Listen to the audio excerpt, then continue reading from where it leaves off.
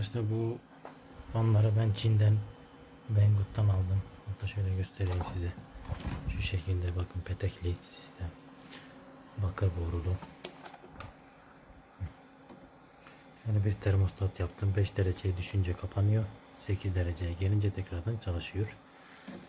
Şu an 25 derecede 26 derecede başladık çalışalı. Şu an 2 dakika falan oldu. Gördüğünüz gibi düşüyor.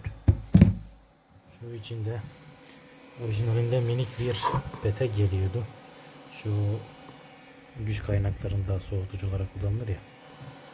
Ondan geliyordu. Ben onları kullandım. Verimli olmadı. 15 derecenin altına düşmedi. Biraz termosun hacmi de büyük. 25 litrelik bu. Şöyle büyük fanlar ve daha büyük alüminyum petekler kullandım. Şöyle şurada da termostatın probu var. Böyle bir şey yaptım, kapaklı. Bakalım, deneyeceğiz. En son 8.9 dereceyi gördüm. Şu kapakta bir yalıtım problemi vardı. İçine köpük sıktım bunun. Bunda köpük yokmuş. Buraya köpük sıktım, deneyeceğiz bakalım. Bu sefer daha verimli olmasını bekliyoruz. Şu aşağıdaki peteği de değiştirdim. Bakalım.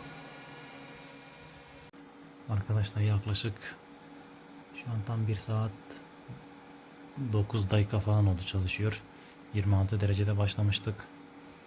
Şu an 5.1 dereceye geldi. Tam 5 derece olunca termostat devreyi kapatacaktır. Şurada yeşil bir ışık yanacaktır. Termosumuz büyük, 25 litrelik. Keşke daha küçüğünü alsaydım, daha hızlı bir soğutma olurdu. Şu güç kaynağımız 12.80 volt veriyor. Arabada deneyince, bakın termostat kapandı bu arada. 5 dereceye geldi. 7 dereceye gelince tekrardan çalışacaktır.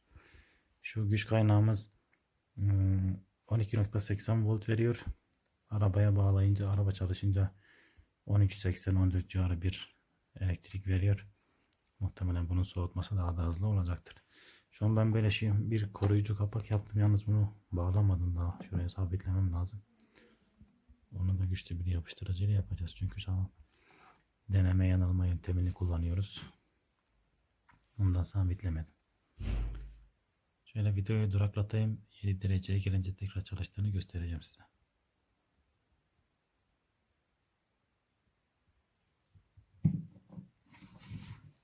İçi şu an buz gibi arkadaşlar. Şu petekler bayağı soğumuş.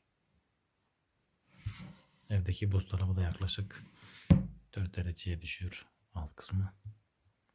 Bence gayet verimli oldu bu. Evet, bakın 6.9 dereceye geldi. 7 olunca hemen çalışacak şu an.